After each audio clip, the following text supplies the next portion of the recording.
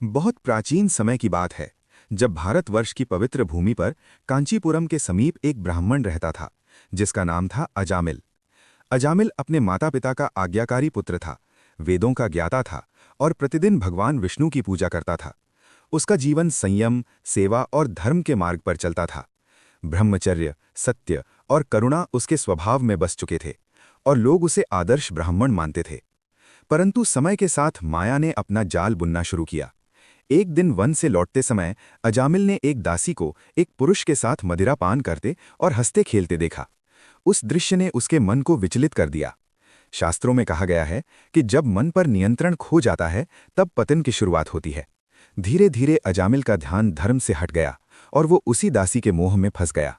उसने अपने माता पिता को त्याग दिया, पूजा पाठ छोड़ दिया और पापमय जीवन में डूबता चला गया।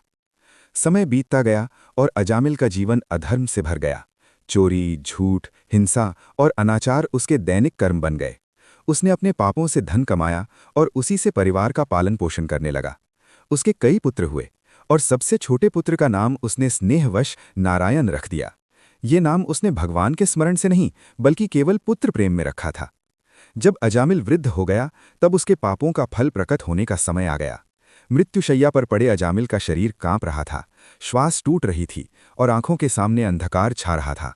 उसी समय यमराज के भयंकर दूत उसके प्राण हरने आए।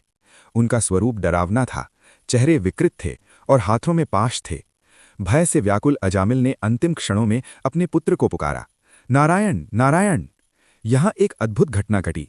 जैसे ही नारायण नाम का उच्चारण हुआ, उसी क्षण वैकुंठ से भगवान विष्णु के दूत विष्णुदूत प्रकट हो गए। उनके शरीर से दिव्य प्रकाश निकल रहा था, वस्त्र पीतांबर थे और मुख पर करुणा थी। उन्होंने यमदूतों को रोक लिया और कहा कि जिसने जीवन के अंतिम क्षणों में भगवान का नाम लिया है उस पर यमराज का अधिकार नहीं चलता। यमदूत और विष्णुदूतों के बीच शास्त्रार्थ हुआ। विष्णुदूतों ने श्रीमद् भागवत महापुराण के षष्ठ स्कंध में वर्णित सिद्धांत के अनुसार बताया कि भगवान का नाम इवन अनजाने में लिया गया भी अनंत पापों को नष्ट कर देता है।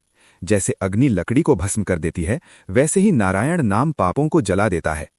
अजामिल ने भले ही जानबूझकर भगवान को न स्मरण किया हो, पर नाम का प्रभाव पूर्ण था। यमदूत विवश होकर लौट गए। अजामिल को नया जीवन मिला। इस घटना ने उसे भीतर तक झकझोर दिया। उसने अपने जीवन के पापों पर पश्चाताप किया, हरिद्वार जाकर गंगा तट पर तपस्या की और शेष जीवन भगवान विष्णु की भक्ति में अर्पित कर दिया। अंततः शुद्ध हृदय से नारायण नाम का जप करते हुए उसने देह त्यागी और वैकुंठ को प्राप्त हुआ। अगर आपको ये जानकारी अच्छी लगी तो वीडियो को ज़्यादा से ज़्यादा शेयर करें और चैनल को सब्सक्राइब करें। ओम नमः शिवाय।